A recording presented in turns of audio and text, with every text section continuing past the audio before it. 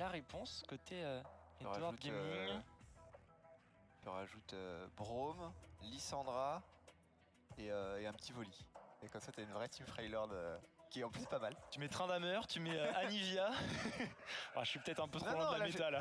J'ai fait une compo qui était quand même assez cohérente. Oh ouais, moi je prends la méta à contre-pied, j'adore ça. En tout cas, Syndra, Jace, on a de la range. Syndra, Lee Sin, c'est très bien en termes de duo mid-jungle. Oui. C'est très agressif, il y a du contrôle, il y a de quoi partir en escarmouche. Et on essaie de montrer quand même une grosse domination sur le top side. Alors Syndra au mid, c'est assez dur à déloger. On peut penser aux counter picks traditionnels qui sont Echo et Fizz. Mais ce ne sont pas des pics méta, on va plutôt partir sur encore plus de scaling et de la range du côté de Shanks avec son Azir. On l'avait pas forcément trop vu en saison régulière, son Azir, mais il était très fort en pré-saison 11 et il l'avait joué lors de la Demacia Cup et il avait fait de très bonnes performances. Ah, c'est ça, un retour aux premiers amours pour Shanks avec son Azir contre une Syndra, donc un match-up qui est totalement favorable pour l'empereur de Shurima. A voir maintenant comment est-ce qu'on va jouer autour. On va retirer le Varus du côté W. Je pense que c'est une très bonne chose de retirer ce poker qui leur a posé beaucoup de soucis. La hache maintenant qui est plus vraiment dérangée par des match-ups honnêtement au niveau de la lane. On va protéger ce Jace avec le ban de la Camille. La question c'est est-ce qu'on va ban des pics comme Wukong par exemple, comme Gnar aussi qui pourrait être très très dérangeant, voire Gwen aussi. Un Gwen qui n'a pas du tout été partie prenante de ce BO pour le moment. Alors que ça reste quand même un des pics les plus redoutables de la top lane. Ouais. Bref, c'est sa dernière game. Bon, effectivement, c'était avec ce Lucian dans la game présente, mais avant ça, il a joué contre Félix et dans la dernière map contre les Fun plus Phoenix, il avait joué justement ce Wukong contre Jace dans le match-up, mais ça avait pas très bien fonctionné. C'était pas son pic le plus joué. On s'était posé des questions sur sa connaissance, on va dire, très très fine et dans le détail du match-up, mais c'est vrai qu'il avait perdu les premiers trades, ce qui n'annonçait rien de bon. On verra s'ils partent vers cette option. En tout cas, dernier ban à venir côté Edward Gaming. Bien sûr, on devrait focus la top lane pour sécuriser l'efficacité de ce Jace. À moins qu'on ait peur de certains supports. Non, ce sera le Malphite. On sait que potentiellement il y a besoin d'engage côté WE parce que pour l'instant, à part l'ultime de l'H et du Azir, il n'y a pas grand chose. Et ce sera un Braum, j'aime beaucoup. Ça appuie très bien avec le Olaf. Ça reste dans cette thématique de Freljord. C'est très bien. Ouais, c'est vrai. On reste à Freylord, ça manque toujours un petit peu quand même de cette force d'engage, mais au moins ça peut accompagner effectivement le Olaf, ça peut bien défendre la hache aussi si on a besoin. On a quand même deux gros backlaners qui sont capables de mettre énormément de DPS en late game. Donc derrière une porte de la montagne, ça peut aider. Il y a toujours cette question de la top lane du coup, que va jouer Breeze face à ce Jace du côté de DG. Bon, on va aller prendre la botlane maintenant. Alors c'est intéressant parce que comme on a Lee Sin plus Jace, on pourrait très bien aller chercher par exemple un peu d'AP sur la botlane. Ziggs étant retiré, je pense pas qu'on ait envie de chercher des AP un peu plus surprenants. Oh. Mais voilà, par exemple du Ezreal Karma, histoire de mixer un peu les dégâts. Toujours plus de poke. Et d'avoir du poke, exactement. Ouais. Alors une botlane qui... En fait, Karma... Alors est-ce que c'est un Alistar? L'Alistar est pas mauvais, ça permet d'avoir de meilleures synergies entre Lee Sin, Syndra et le support justement avec ce Alistar. On a l'air de se tenter fortement vers ce Alistar. Ok, ça va être sécurisé. Alors, on a zéro prio au bot. On est vraiment weak side de chez weak side bot côté Edward Gaming. Donc Viper va rester un peu tout seul pendant que Meiko va roam plutôt sur son top side là où pour le coup on a des arguments à faire valoir. Le dernier pick des W va être très important pour contrer un petit peu cette prio top. Le Wukong va quand même être montré, on en avait parlé. Le Kennen est disponible, le Gnar est disponible. Peut-être des match-ups un petit peu plus durs dans le 1v1 pur, mais au moins on aura du contrôle. Et ce sera effectivement le Wukong de sécuriser. Donc Brest va repartir sur ce match-up Wukong Jace qu'il avait joué contre Fun plus Phoenix. J'espère qu'il l'a travaillé. Ouais, j'espère aussi. Parce que potentiellement c'est un très bon match-up, c'est intéressant pour les WE, sachant que tu l'as dit, on n'a aucune priorité sur la bot lane. Honnêtement, on peut laisser Elk et Missing tranquille sur la bot lane. Ouais. On met juste Beishang en soutien sur Breeze pour mettre de la pression sur le Jace et on peut neutraliser totalement la composition des EDG. Évidemment, on peut avoir le mid-game et surtout le scaling apporté par Syndra et Ezreal qui peuvent surprendre, mais bon, on a quand même beaucoup de joueurs EDG qui vont avoir des games assez délicates. Si on gère bien le Jace, ça peut être compliqué pour Flandre, et puis surtout Meiko, il a pas beaucoup d'opportunités avec son Alistar. Le seul truc un peu intéressant qu'il peut faire, c'est un bon headbutt sur le Wukong à l'entrée avant l'ulti. Exact. Pour essayer de disengage et de protéger ses carries. Faut pas qu'il se trompe, faut qu'il le mette sur le Wukong et pas sur son clone, sinon il va être un petit peu déçu. Mais ouais, dans l'idée, c'est un petit peu ça qui doit être fait pour Meiko. En tout cas, bon, Match-up Ezreal contre Ashe au bot, un match-up qu'on connaît depuis de nombreuses saisons sur les scènes compétitives et pro de League of Legends. Ezreal est là pour eh bien, ne pas trop se faire distancer en gold en face de lane. Il a l'avantage du poke et du burst, là où la Ashe est plus là pour avoir la prio bot et apporter du contrôle à son équipe. Et au niveau de la mid lane, bon, eh bien, on a ce Azir contre cette Syndra, avantage de range pour le Azir. Attention quand même à la dispersion des faibles de la Syndra, mais on a un scaling très fort avec ce Azir qui, avec une hache, peuvent mettre énormément de DPS constant tout au long du fight. Donc si on n'arrive pas à gap close et engage dessus, Tietty et Meiko vont avoir un gros travail à faire pour aller chercher cette hache. Et ce Azir, le problème c'est que hache et Azir, ça peut rester safe très loin, très longtemps. Tout à fait, c'est un énorme avantage, surtout protégé par un Braum en plus. On a vraiment de quoi se cacher derrière des murs. On a un peu la même dynamique de courbe de progression des équipes que la game 1 avec des DG qui vont vraiment avoir un énorme spike plutôt lors du mid-game. Et on a un gros late à porter du côté WE avec quand même une domination des lanes a priori. Ce qui va faire varier cet élément-là, c'est la performance de Flandre avec son Jace. Ah bah qui va peut-être commencer un petit peu en difficulté d'ailleurs, Flandre qui va être forcé, je pense, à flash honnêtement. Aïe, déchireuse encore. Et ils vont y aller, flash out de Flandre, flash in de Béchamp qui a fait, on évitera la troisième déchireuse Flandre qui va pouvoir se replier sous sa T1. Ça fera un flash de moins pour le top laner des Dart Gaming. Oula. Pendant que ça sent mauvais pour Scout, c'est bon. On n'aura pas l'audace de flash in du côté de Brest. Il va le garder dans son match-up, c'est très important. Ses mates étaient trop loin.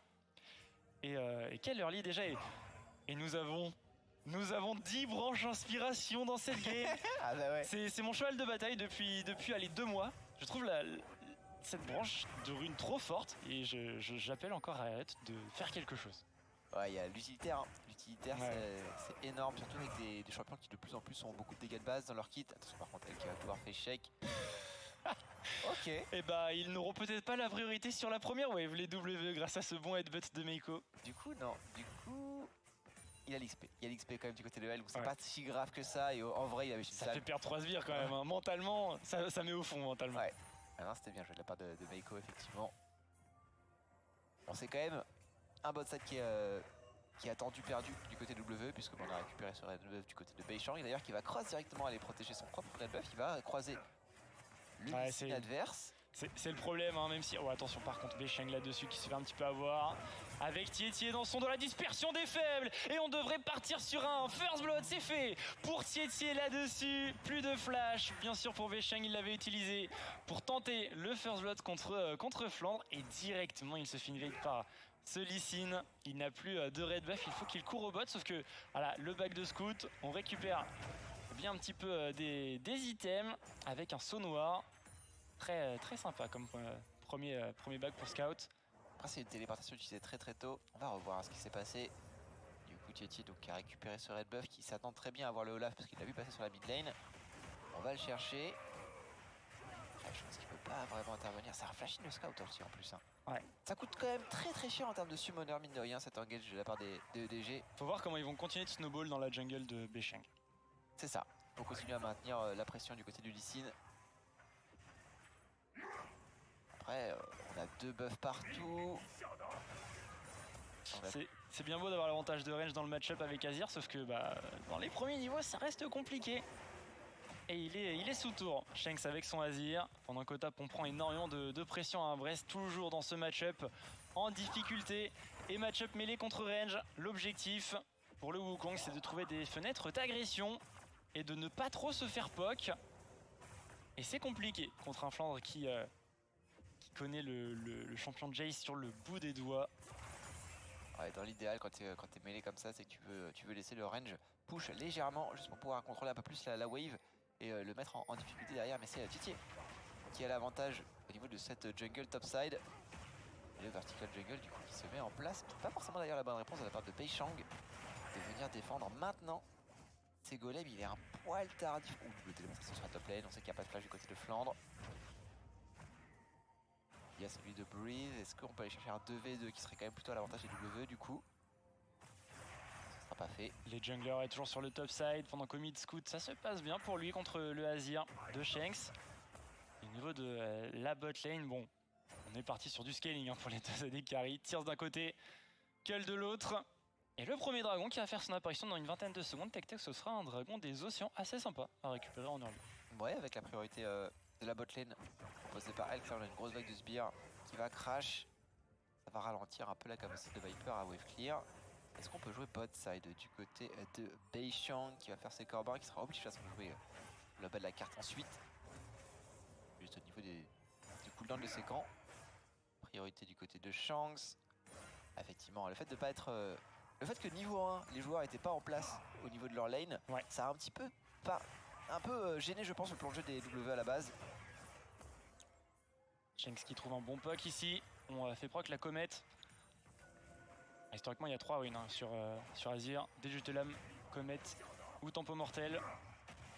Ici, ce sera la comète pour avoir un petit peu plus de pression en lane. Et Shanks qui n'est pas très loin de sa mid lane. On est passé du top au mid pour les junglers. Shanks qui continue d'investir dans la jungle de son opposant qui est sur le top side.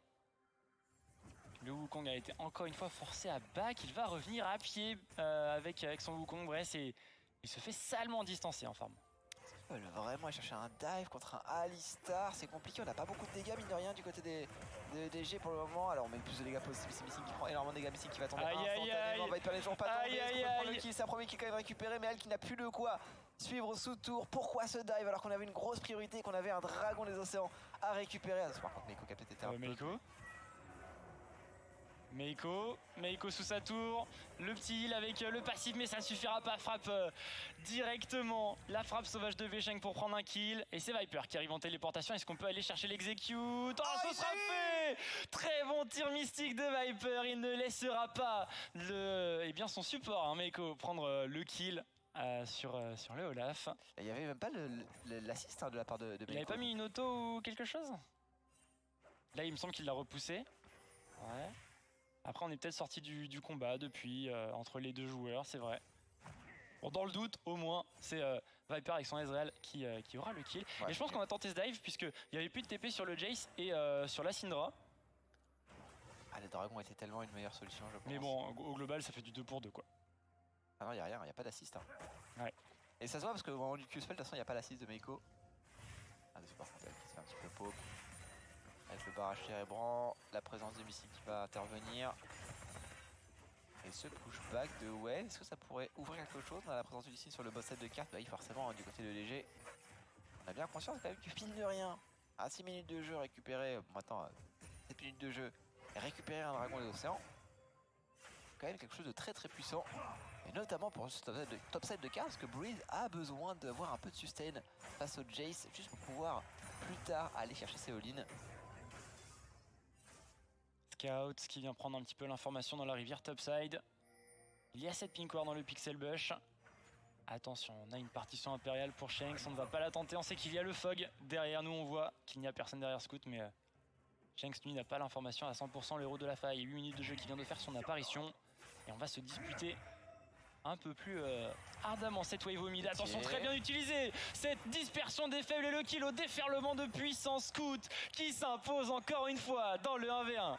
Ah, c'est bien joué de la part de Scout, on trouve cette dispersion des faibles, on trouve le stun et Tietie qui va mettre un flash pour pouvoir mettre le kick et réactiver son Q-spell, maximiser les dégâts. Il savait très bien que de toute façon il pouvait pas aller chercher un kick dans l'autre sens parce que y avait la partie impériale qui pouvait arriver à n'importe quel moment.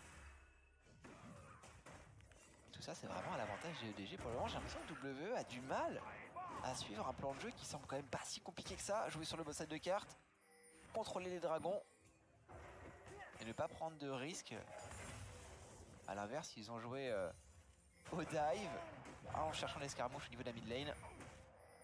Ouais. C'est un petit peu bouffé pour la jungle. Et Dordimin qui prennent la décision de ne pas du tout contester ce héros de la faille. On préfère récupérer une plaque sur Viper et crash la wave. C'est une wave canon, hein, donc Elk n'aura pas trop perdu de ressources là-dessus. Après, il pouvait pas vraiment aller contester ce Herald parce que bon, on vient de consommer Ultimate de Lee Sin plus Ultimate de Syndra. On avait quand même plus beaucoup d'options pour aller jouer.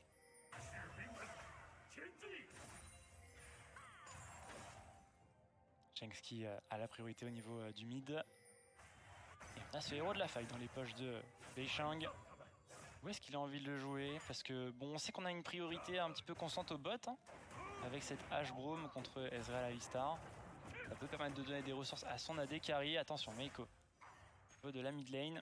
Shanks est obligé de se replier un petit peu, mais bon, la wave est neutre, donc on risque pas grand chose. Il peut même lui aussi décaler un petit peu au niveau du bot side. Il y a un dragon à se disputer. Ah, ce dragon, décidément, voilà, ça fait 3 minutes, maintenant 4 minutes, qu'il traîne un petit peu dans cette faille et personne n'a envie vraiment d'aller la chercher. Et qui a profité au maximum de cette priorité, récupérer une plaque en solo, un peu de poke quand même proposé par Viper. Et le dragon, ça y est, il commence peut-être à être un petit peu disputé. Priorité bot lane qui est reset du coup, puisqu'on vient d'écraser le Vaxu tour. Oh, l'agression. Ah, c'est pas vrai, ça par contre, ce trait de la part de Breeze. Voilà comment il faut le jouer. Le match-up du côté du Wukong. Des fenêtres d'agression qui sont bien prises. Et Flandre qui est obligé de flash out. En tout cas, un dragon au faveur des W. Un premier héros de la faille également de leur côté. Bon, niveau contrôle des objectifs, on n'est pas si mal, mais on fait quand même la course en termes de gold un petit peu derrière. Mais ça devrait être équilibré avec le héros de la faille. Un peu moins de 1000 gold d'écart, effectivement, ce Herald. Honnêtement, ce Herald, ce qui serait très intéressant, c'est de le mettre sur la top lane. Dans l'idéal, si on arrive à supprimer rapidement cette T1 top lane, Flandre aura plus aucun moyen de s'adosser en fait. Et du coup, il sera très délicat pour lui de se maintenir en situation de split parce que contre un Wukong qui peut te all-in, contre un Olaf aussi, t'as quand même beaucoup d'éléments qui te dérangent en tant que Jace. Ah, il est vu Beshang avec une ward.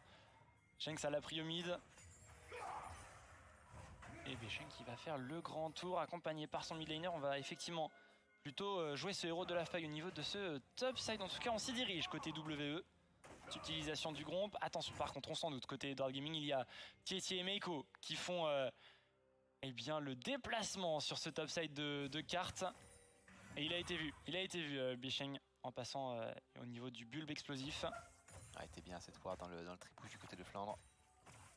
On se met en situation favorable. Meiko n'est pas très loin. Il a récupéré son vrai flash. Oh, cette ward est intéressante. Oh, cette ward, elle est cruciale pour Breathe. Oh là là, elle donne tellement d'informations.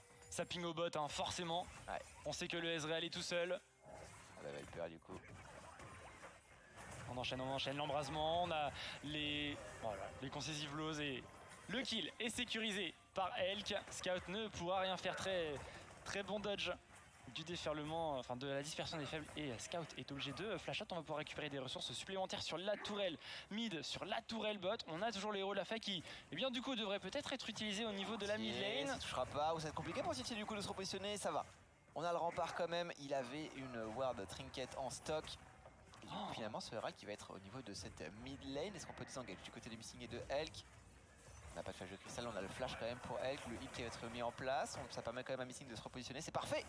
Il y a tellement de joueurs EDG, sans récupérer quoi que ce soit. Les W sont en train de reprendre complètement la tempo. Le kick correct, mais bon. Il y a eu beaucoup de ressources au bot, au mid en faire des W. Maintenant c'est le Wukong qui prend des plaques au niveau de la top lane. Donc on aura tous les joueurs des W qui auront récupéré des plaques.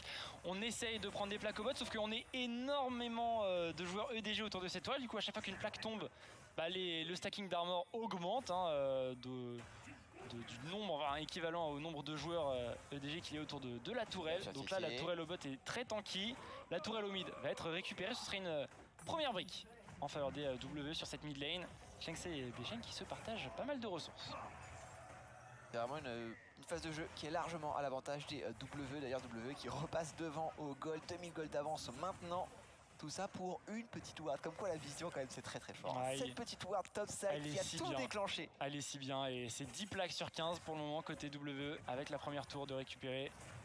Et on revoit la double TP au bot qui ne fait absolument pas peur au W. Et j'ai pas compris sur l'agression de Flandre au bot pourquoi il a pas commencé par mettre son gros coup de marteau pour amener soit le bronze soit la hache, parce qu'il aurait fait ça avant. Peut-être qu'ils auraient pu prendre au moins un pick-up. Ça n'a pas été le cas. Ouais, après je pense que la difficulté pour un Jace dans ce genre de situation, c'est que contre un Braum, si tu te fais tag une fois, c'est une hache derrière, tu peux très vite te faire kite, te faire cesser. Je pense qu'il n'osait pas y aller tout seul. Et je pense qu'il avait quand même beaucoup de monde avec lui. C'est ça, je pense qu'il avait vraiment toute son équipe quasiment avec lui. Donc s'il temporise quelques autos, ça peut permettre à son équipe de gap close. En tout cas, on se projette au niveau du top side. Côté Edward Gaming, il y a un héros de la faille dans moins d'une minute, un Drake dans moins d'une minute. Et une seconde tourelle en faveur des W ici. 300 gold de plus pour la décarry de l'équipe Red Side. Et encore commence à prendre la vision, la position. Et pendant que Flandre se fait totalement déranger, encerclé de joueurs WWE, il va tomber là-dessus. On égalise en termes de kills et on a pris une bonne option sur la game. On est à 3500 gold devant pour WWE. Il y a 5 minutes, ils étaient dominés de 1000 gold. Maintenant la question c'est est-ce que EDG a les outils pour inverser la tempo? On a quelques champions qui sont capables de faire ce genre de choses. Ouais. Je pense à des champions comme Lee Sin, Alistar pour trouver des engages et surtout Ezreal qui est capable de tenir normalement un front de manière très efficace. Un Ezreal d'ailleurs qui a fait le choix de la Muramana très tôt. On n'a pas encore récupéré le Divine Thunderer. Et on va encore une fois concéder des bâtiments. Ouais, Gros travail. Tourelle récupérée, plus de T1 côté Edward Gaming. Elles sont toutes encore debout côté WWE, pas pour longtemps normalement au bot. Ça devrait vite tomber, on peut aller chercher une autre charge, ça c'est très bien. On peut même peut-être aller chercher la tourelle, regardez Missing qui fait également le déplacement, on a des bonnes rotations, la flèche de cristal enchantée. On ne va pas la prendre côté Flandre, mais du coup il a pris la déchireuse Kétier qui se positionne pour défendre son top laner, le héros de la faille est toujours debout. On peut peut-être aller chercher une charge au niveau de la tourelle, non c'est bon, ce sera Smite, peut-être l'engage ici Meiko et Tietie qui sont devant, mais le mur, la porte de la montagne qui permettra d'éviter un petit peu les dégâts et les W qui font totalement le travail dans cette game. Ouais, au petit jeu de la maçonnerie pour le moment c'est effectivement les WWE qui gagnent. Et là gros travail de la part de Breeze qui trouve justement cette opportunité d'aller trouver des all-in contre le Jace. Et maintenant qu'on n'a plus aucune tour extérieure sur le top side de carte, eh bien le Jace de Flandre il va avoir beaucoup de mal à se mettre en place. Il peut plus du tout aller les split push. Du coup il faut essayer de se regrouper, essayer de trouver du POC comme ils ont fait sur la game 1. Mais on est dans une situation où on n'a pas le tempo, c'est pas nous qui sommes capables d'aller prendre des sièges sur les tours. Et du coup ça change complètement la pertinence de la composition POC. Et surtout cette fois-ci on a le Braum du côté W. Et Braum c'est très très fort pour absorber certaines phases de POC importantes. Notamment évidemment la petite boulette surchargée du Jace.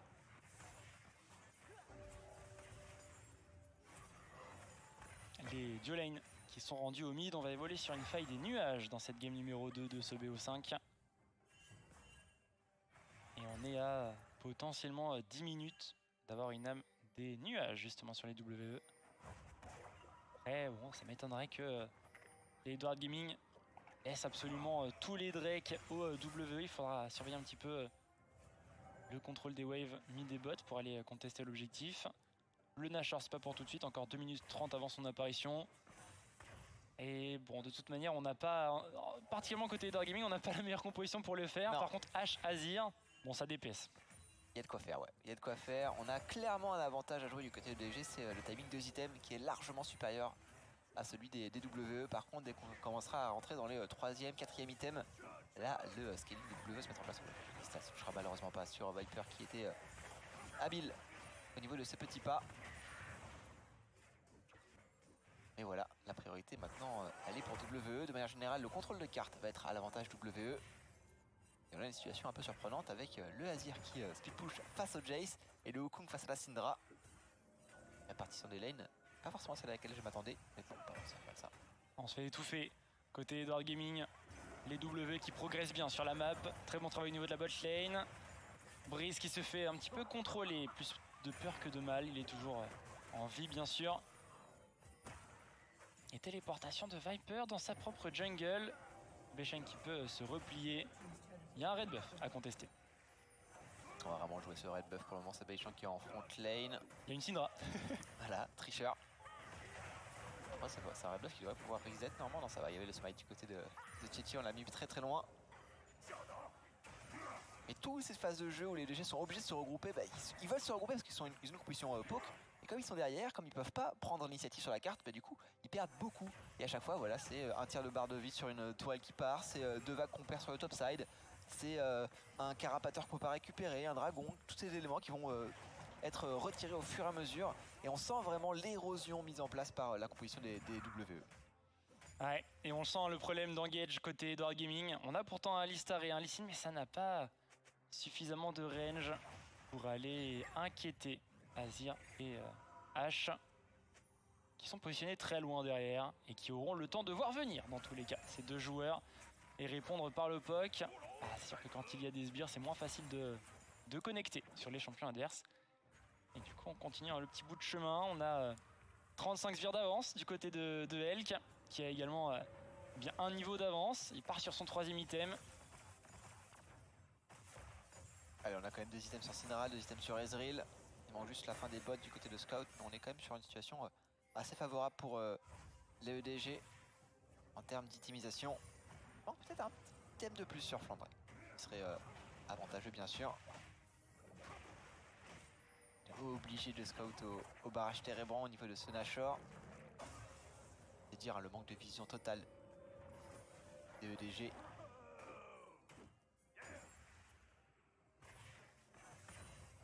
Ouais, on a envoyé Bress au niveau de la botlane, téléportation de disponible, donc il est à l'opposé de ce Baron Nashor. Et là, Edward Gaming qui se projette sur cette T1 mid. On est bien en position, on a la vague de sbires. Les W sont loin, on est 5 joueurs côté Edward Gaming. Attention par contre à l'engage, la flèche de cristal enjetée sera sur Meiko qui la tankera. Volonté de faire pour ne pas être contrôlé trop longtemps. Bress sur le côté, il a un cyclone de disponible, il cherche juste la position, la salve de la hache qui connecte sur 3 personnes. Et l'Edward Gaming qui turn un petit peu là-dessus, mais l'incassable de Missing tankera les dégâts des Edward Gaming. Et on ne trouve pas l'engage pour le moment. Non, et on se fait peur en plus du côté de Elk. Très très bonne dispersion des faibles de la part de Scout. Encore une fois qui touche sur un carry cette fois-ci. Pas suffisamment de dégâts mis sur Shanks. Attention, Elk, ça fait 2 fois. Il se fait un petit peu contrer par un combo de Scout. Ouais, ils ont toujours la priomie des rivières bot, hein, les Edward Gaming. Il y a ce dragon qui arrive dans 30 secondes. Le cancel de back. Il y a toujours Breeze en flanking. Il la cherche, hein. Il la veut. Cette position de flanking. Il n'a pas de quoi follow, il va être repéré maintenant. Ah, Tietty est bien vigilant.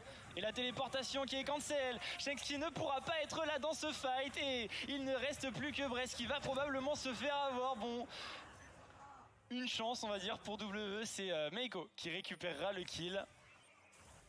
Léger cadeau empoisonné de la part de Viper, de Tietty à Viper. C'est vraiment le kick un Wukong en train de tourbillonner dans son équipe. Attrape. Tenez, vous aimez les trampolines? Bon, ça va, évidemment, il était isolé, Breeze. Mauvais timing de la part des W. Et encore une fois, ça repart sur un. Oh. Ça se joue juste sur une dispersion des fêtes de Scout qui a mis trop en point de vie. Est-ce qu'il va voir? Oh, il le voit, Meiko. Il a donné l'information à ses mates. Un quart des points de vie de ce Baron Nashor qui est tombé. C'est trop peu pour le continuer. Et Viper qui se retrouve face à Shanks. Le combo de Meiko.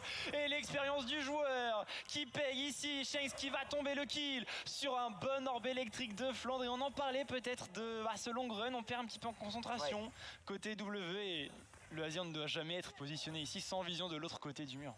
Ouais, ou sans son sable mouvant pour essayer de se repositionner. Sans son roam aussi. Bah, le roam était pas loin, mais il aurait fallu pouvoir passer à travers le mur avec un sable mouvant.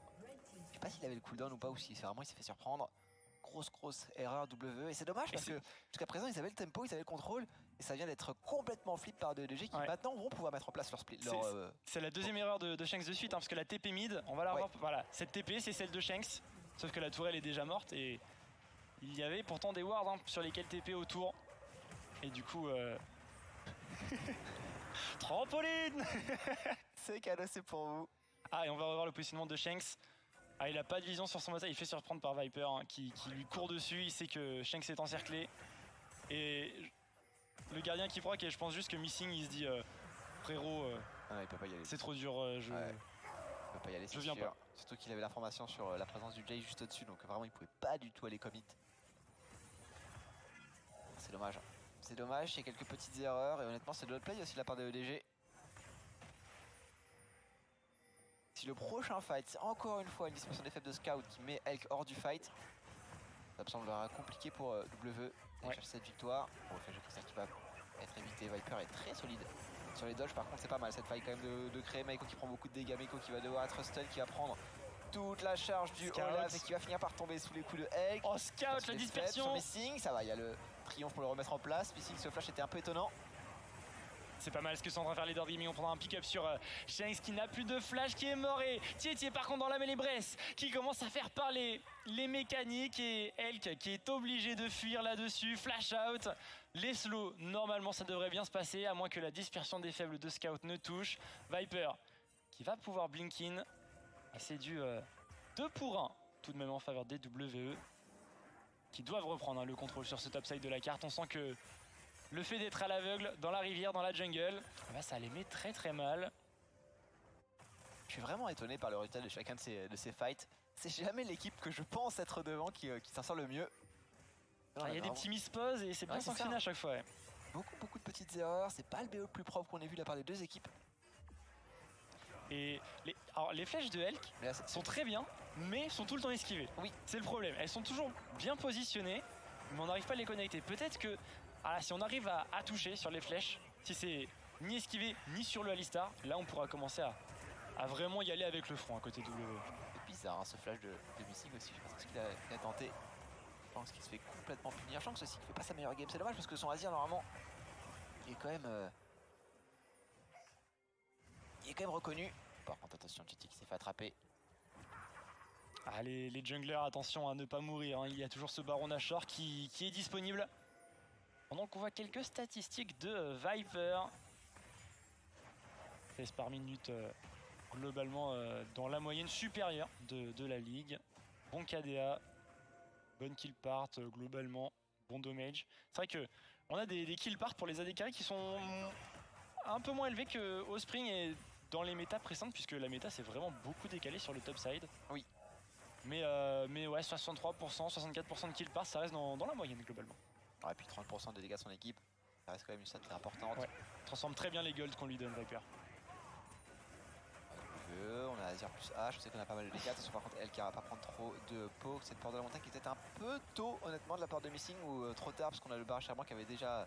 Dans le dos, téléportation de Wukong, il y a la téléportation de Syndra également au niveau de la mid lane. Brest qui va pouvoir trouver normalement une bonne position de flanking. Il cherche Viper bien sûr, il cherche Flandre, il se fait bien contrôler pour l'instant par Tietie. On se repositionne, on a la position mid bien sûr pour Edward Gaming qui vont reprendre la wave et peut-être mettre de la pression sur la T2 pendant que les W se font complètement avoir sur la rotation. Ils ne peuvent pas continuer, ils ne peuvent pas engage. Ce Baron Nashor, ils sont obligés de back mais on peut peut-être deny côté Edward Gaming. On va essayer, deny les backs, empêcher les W de reprendre le contrôle de leur... Pour réengager Nash là, Edward Gaming. Ouais, ils sont pas certains de ce que font les W. Très bonne rotation, c'est une tourelle, plus on deny le Nashor. Et en plus on a la position au niveau du Drake. Le dragon a joué dans 15 secondes en plus. Les W qui seront pas vraiment en place pour aller le chercher. Et encore une fois, c'est dommage parce que là tu vois, Breeze avait une très bonne situation, mais je pense qu'il n'avait pas la vision dans ce buisson là particulier où est Viper. Ouais. Alors qu'un flash air sur Viper à ce moment, c'était engage garanti. Ouais. Encore une fois, avec par contre qui se fait poke. Ça a été, je pense, le gros problème de W cette game, c'est qu'à chaque fois qu'on veut commencer un fight, Elk se retrouve 50% de barre. Ouais. Il reste 5-10 secondes sur la flèche de cristal enchantée de Elk. Et le Baron Nashor qui est mid-life. Il y a le DPS du Azir, de la hache. Il va être vu Breed. Dragon sécurisé par Flandre qui doit se regrouper avec ses teammates. Scout qui met de la pression avec ses sphères noires, 2000 HP. Est-ce que Viper peut steal ce Baron Nashor? Est-ce que Tietie peut le faire également avec son Lee Sin 2000 HP sur le Baron Nashor et ça ne descend plus? C'est pris par le Olaf de Becheng. Ce sera sécurisé par les W qui avaient engagé l'objectif. On ne prendra que le Carapateur en compensation côté Edward Gaming. Et le back pour W. J'ai l'impression qu'on a une constante quand même dans les matchs EDG contre W, c'est qu'en 4-50-50 sur l'objectif majeur, c'est W qui l'emporte. C'est vrai, c'est vrai. Le jeu cristal, elle est pas mal ajustée, mais encore une fois, ce sera dodge par Flandre. Vraiment, c'est pas les mêmes polarités entre la flèche de cristal et les joueurs Edward Gaming. Oui. On arrive bien à éviter ce qui arrive. Et le POC, du côté de Flandre. Par contre, le jour où une flèche touche, il y a moyen que ça change beaucoup le résultat des teamfights. Surtout du côté de ce Jace qui n'a pas du tout de moyen de se prémunir des contrôles de la hache. Pas encore de QSS d'ailleurs non plus, du côté de Viper. Après ouais, la QSS est peut-être compliqué à aller chercher. Il n'y a vraiment que la hache qui dérange. Ouais, Viper qui cherche le POC. Et Sheng qui reprend un petit peu l'information. On a la priorité bot et mid en faveur des W, bien sûr avec le Baron Nashor, on n'a pas besoin forcément de fight, hein. Juste siège et aller chercher des tourelles supplémentaires pour gagner sur la map. C'est suffisant, Tietie ne trouvera pas d'onde sonore sur les joueurs des WE. La tourelle mid qui est tombée, se projette maintenant sur celle de la bot lane, Brest s'en occupe. Et ça fait 2 tourelles. Est-ce qu'on peut apporter aussi la wave top potentiellement qui est pas trop mal positionnée? Il faudrait que Shanks perde son contrôle. Il n'y a même pas besoin en fait, on va synchroniser les waves. Et là, au niveau de la bot lane qui se met en place, ce qui va apporter celle de la mid lane. On a celle de la top lane qui push naturellement. 4 joueurs W pour essayer de forcer quelque chose. Et personne pourra les booster. Un petit boost de nage sur cette wave au top. On a potentiellement la TP de Shanks si on veut y aller, mais je pense qu'il a très envie de rester avec ses mates ici. Ouais, c'était compliqué en termes de répartition, effectivement. Plus de plus. Après, il y a Brave peut-être qui aurait pu faire l'effort. Ça fait un baron powerplay à 2800. Ils en avaient besoin, les WE. Ils avaient surtout besoin de Deny au Edward Gaming qui commençait à repartir de plus belle. Petit point au niveau des golds globaux. On a 2000 golds d'avance sur Elk dans son match-up direct. Pour le reste de la map, c'est globalement équivalent. 1000 gold de plus pour le Olaf, mais bon, on sait que le Lee Sin a globalement plus d'utilité qu'un Olaf en fin de partie. Il peut au moins pile sur ses carries avec son kick. Donc c'est compensé. Le Olaf, il est juste là pour crier fort, essayer d'attirer un peu l'attention sur lui. Ça peut fonctionner dans certaines situations. Totalement. Mais il va surtout être là pour absorber une partie des contrôles. 25% des dégâts de son équipe, Besheng sur son Olaf. Oh, en early game. C'est logique, mais bon, Elk devrait tout naturellement repasser devant. Ce qu'on cherche un côté W, c'est une bonne engage. Avoir une position pour que les carries Azir et Ash puissent commencer à DPS. Et si on n'arrive pas à les catch ces carries côté Edward Gaming, on aura un DPS constant tout du long du fight avec les soldats des sables. Avec Ash, de toute manière, avec son optimisation en hit, elle a un DPS constant et bien élevé quoi qu'il arrive. Et c'est pour ça que W a aussi la priorité sur le Nashor, sur les Drake. C'est que globalement ils sont pas en manque de dégâts. Là au côté Edward Gaming, on cherche beaucoup plus le burst et le poke. Ouais, et puis on a 4 stats disponibles du côté des W, ce qui veut dire que le prochain dragon risque d'être délicat à jouer pour les EDG. Il faut qu'ils en aient conscience d'ailleurs, les joueurs EDG, ne pas aller trop commit sur un teamfight. Face à 4 stats, ça peut être très très délicat. On n'a pas non plus la priorité de la vision, ce qui facilite les flankings de Breeze potentiellement. Il va d'ailleurs revenir à pied au niveau de la map. Et on va se mettre en place, protéger l'accès à ce dragon bot side. 30 secondes encore, c'est une vague de sbires à tuer. Ouais, il commence à y avoir des stopwatch également dans l'optimisation des joueurs. Le bâton du vide du côté de Scout. Et une stopwatch également. Attention quand même au bout de Viper. Un peu. Et Elk qui part sur son Witsen. Il a récupéré la hache d'intrinsèque. Du coup, bien sûr, il ne peut pas faire ni Trinité ni Estropier. Donc ce sera un Witsen. Ici, on commence à engager au niveau de ce dragon un petit peu plus d'accélération de compétences sur les ultimes. Et également, il ne restera plus qu'un Drake pour aller chercher la main. Attention, Bress sur le côté avec son Wukong. On se fait engager au niveau de la rivière. Scout qui arrive, qui va balancer le blue buff. Les dégâts ne sont pas mauvais là. H, cette fois-ci, va connecter sur son ultimate. On ne trouve pas d'engage frontal parfaite pour l'instant côté Edward Gaming. La volonté de faire de Mekova également tomber. Mais l'engage de Bress sur la backline n'est pas si mal que ça. Mais il se fera sanctionner. Il va revenir, bien sûr, avec son ange gardien. Pendant qu'on engage également sur Scout qui va devoir flash à et retourner au niveau de son blue buff. C'est Viper qui va prendre le premier kill de ce fight. Les W sont obligés de se replier. Ils ont pris le Drake, mais ils ne prendront pas le fight ici. Ça va être compliqué. Elle qui est en difficulté, il a son flash pour se repositionner. Il va être obligé de l'utiliser, je pense. Elle qu'il est obligé. Ils sont du mauvais côté de la map. Ouais, après, on a la hache quand même. Hache, c'est très fort pour se battre en reculant. Faut faire attention. Par contre, ce poke qui touche. Ouais, front to back c'est bien, mais on en revient à la même chose que la game précédente. Front to back c'est bien, mais contre une composition à Puck ça reste très compliqué. Et on a la range normalement pour Puck du côté des Dark Gaming. W qui se fait encore une fois un petit peu encercler, c'est du 2 kills cette fois-ci pour Flandre. La partition impériale quadruplée pour Flandre sur son Jace. Et on va pouvoir avancer sur la map du côté des Dark Gaming sur un timing où le Baron Nashor revient. C'est parfaitement exécuté, très bonne sanction. Ah, elle est tardive presque cette partition impériale, parce que là si on avait le combo avec Breeze par exemple, ça aurait été incroyable. Malheureusement on manquait un peu de dégâts, on manquait un peu d'AOE aussi sur une hache qui a fait le choix du mono hit, alors qu'avec un Hurricane il y avait potentiellement 3 kills qui partaient instantanément honnêtement. Mais là c'est une belle avancée de la part de EDG. Est-ce qu'ils peuvent finir? Ils peuvent finir là-dessus, hein. Il n'y a que Bress, il a son cyclone, il peut temporiser. Et on... de la part de Meiko, la temporisation, il essaie de gagner du temps Breeze, mais il fait juste... retarder l'inévitable, le Nexus qui devrait tomber avec la présence de Missing malheureusement qui arrivera trop tard. Pareil pour Beishang et finalement sur un dernier teamfight, les EDG qui arrivent à arracher cette victoire face à des W qui semblent effectivement au bout du rouleau. Ce Miracle Run était trop long peut-être pour une équipe aussi jeune.